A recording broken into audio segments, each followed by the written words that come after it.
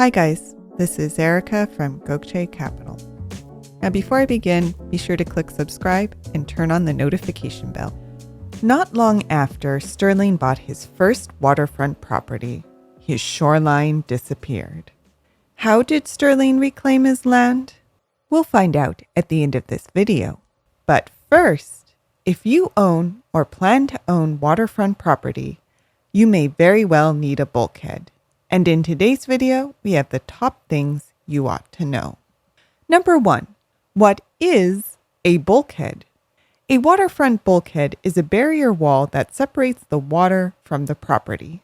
Specifically, it's a retaining wall or vertical shoreline stabilization structure that retains soil and protects a shoreline from erosion. Number 2, what effects do bulkheads have? Bulkheads are designed to retain soil and protect a shoreline or waterfront property from erosion. They are generally successful at doing this. However, they also have some unintended impacts that can change a beach's profile. This is because the increased wave reflection caused by bulkheads can result in the erosion of sand located in front of them. This, of course, destroys beaches, but can also destroy wetlands and other natural habitats. Number 3, what are the components of a bulkhead? Let's take a look. The primary structural element of a bulkhead is a wall pile, which is the vertical element that holds up the wall. The piles are held together by wailers. Sheeting is placed on the wailers. This is not a structural element, but it serves as a barrier to protect the dirt behind it from waves. About 10 to 12 feet behind the bulkhead is the main structural anchor for the wall, or the deadman, which is a large pile driven into the ground and connected to the rest of the bulkhead by tieback rods. Number 4, why should you consider a bulkhead for your property? First of all, it has a great return on investment. While it will have a fair amount of expense up front, this will pay out in terms of the money you'll save on damage caused by erosion and flooding. Of course, a bulkhead can also save your property since it prevents erosion. It provides a high-quality waterfront edge which clearly defines where your property begins and ends. This defined edge also provides support for fences, which will make fencing your property easier. Building a bulkhead can enhance the safety of your property, since it will help keep your waterfront clear of rocks. Finally, bulkheads can last for decades. For example, if you choose to build with vinyl, then your work can last for upwards of 50 years with proper maintenance. Number 5, what are the signs that your bulkhead should be repaired or replaced? Review your bulkhead thoroughly on a regular basis and check for the following signs.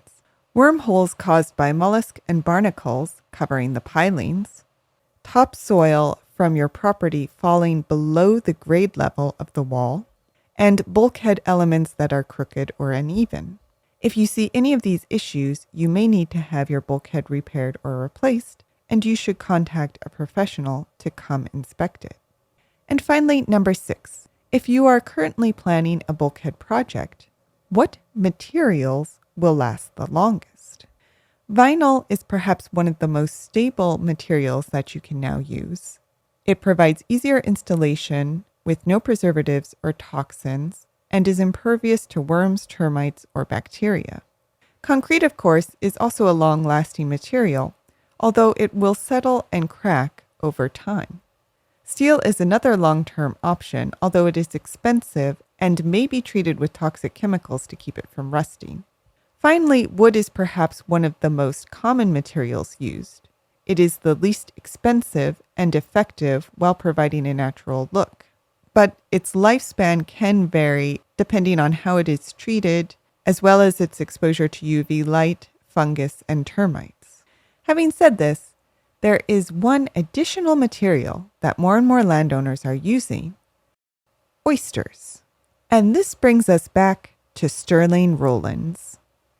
A few years ago, Sterling bought his first waterfront property, a 100-year-old cottage on the banks of the Elizabeth River in Portsmouth, Virginia.